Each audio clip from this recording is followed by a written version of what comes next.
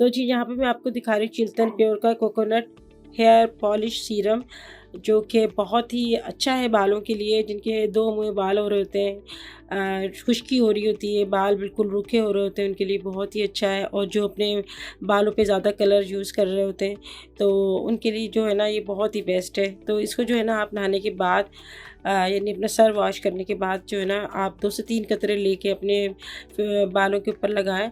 तो इससे आप खुद देखेंगे कि आपके बालों में कितनी शाइनिंग आ गई है और आपके 2 मुँह बाल भी जो हैं वो ख़त्म होना शुरू हो गए और बालों को बहुत ही अच्छा जो है ना रिज़ल्ट आता है। तो ये हेयर पॉलिश सीरम है और पॉलिश भी है इसके अंदर, सीरम भी है, तो जी बालों के लिए तो ये बहुत ही अच्छा है।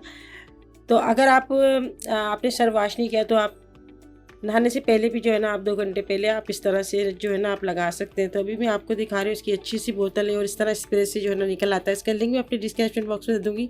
तो 10 शबाना लिख के आप मंगवाएँगे तो 10% आपको डिस्काउंट भी मिलेगा।